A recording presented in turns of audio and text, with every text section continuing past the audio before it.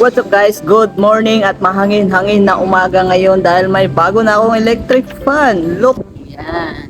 Tara. Yan yung bago kong electric fan. Yun yung bago kong electric fan. Bigay yun ng office. Baka sabihin nyo, binili ko, bigay yun ng office. So for today's video, pag-usapan natin ang tungkol sa copper bar. Ano nga ba itong copper bar? Class C, CUC, solid copper na pasok sa tansong pula. So anyway, kung bago ka lamang dito sa aking channel, huwag kalimutang mag-like at mag-subscribe. This is Grebonet and welcome to my channel.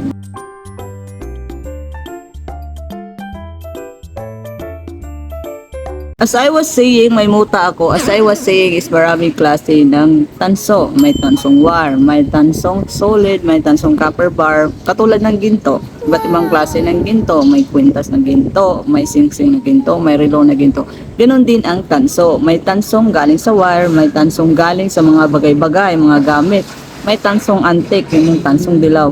And may tinatawag tayong tansong copper bar. And for today, ngayon nga, ipapakita ko sa inyo yung copper bar. Marami kasi nagtatanong sa akin, ano-ano nga bang klase ng copper bar na papasok sa ABC, tansong pula.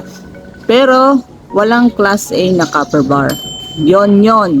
Pag sinabi mo sa akin na nagbenta ka ng copper bar, hindi siya class A. Ang copper bar ay papasok siya sa class C. So ano ang itsura ng copper bar? Ito yon. Okay guys, nakikita nito. Ang tawag dito ay copper solid. Tansong pula na solid. Hindi siya wire kundi isa siyang solid na tansong pula. Super bigat to. Kung makikita niyo is ito yung tinatawag na copper bar. O pula pa lang. Ayan o, pula. Palatandaan na tansong pula siya is pula siya plus makapal o. Ayun o, makapal. Ngayon, papasok siya sa tansong pula at hindi sa kote dahil may kitang pala is pula siya. At susubukan ko siyang magneto. Hindi siya nadikit sa magneto. Hindi siya nadikit sa magnet. Remember, kapag hindi nadikit sa magnet tapos kulay pula is tanso yun. Ang susunod na copper bar ay ito. Itong hawak ko, mabigat siya. Mabigat. Siguro kung titimbangin natin ito is 2 kilo ito. And mamagnetin ko hindi. Hindi siya nadikit sa magnet. At hindi mo na rin siya kailangan i-grind dahil automatic pula to. Kung makikita nyo rin is makapal siya. So pasok siya sa tansong pula. Pag manipis lang is kahit pula pa yung loob niya is dilaw pa rin siya papasok sa class D. And since makapal to is sa pula siya papasok. Alam nyo rin ba na may mga copper bar na parang bisagra? Katulad nito. Ang tawag dito ay parang bisagra na copper bar. Tansong pula siya. Kung makikita nyo is makapal siya. Pero kung manipis talaga to is papasok to sa tansong dilaw. Since makapal to, tapos kulay pula pa. Ginrend, ayun o, ginrend is kulay pula. So, tansong pula siya. Ito pa ang isa pang klase ng copper bar. Actually, magkasama to sila ito at saka ito nung binili ko.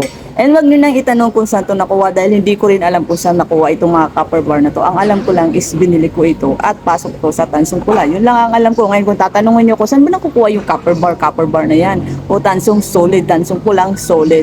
Hindi ko alam kung saan nakuha. Aalamin ko pa at sasabihin ko sa inyo kung saan to nakukuha. Ito ang iba't ibang klase ng copper bar o tinatawag natin copper solid. Kung makikita nyo is solid to, makakapal to.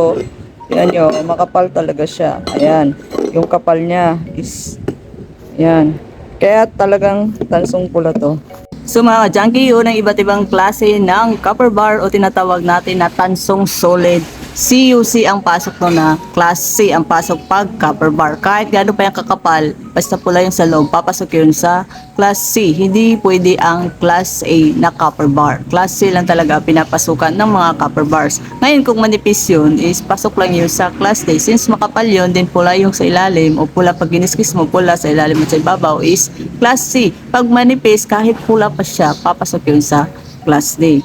And of course, kailangan hindi nadikit sa magnet. So dapat tandaan na kapag nadikit sa magnet, hindi siya tanso. Kapag hindi nadikit sa magnet, possibility na tanso siya or aluminum. And of course, hindi lang naman sa wire nakukuha ang mga tanso. Nakukuha rin ang mga tanso sa mga bagay-bagay. Tulad ng sa appliances, yung tinatawag natin copper tube. And of course, yung mga copper bar. And then sa sasakyan, meron ding copper ang sasakyan. Pero pinakasolid talaga yung copper wire kasi pwede yung mag-A at saka B. Ang copper bar is hanggang C lang yun. Yung sa mga appliances is copper C. Yung mga copper bars, yung mga solid at tansong pulang solid is copper C. Pwede rin copper D, pwede rin copper C. So again, thank you for watching. This is Grebonet. Please subscribe. Ingat!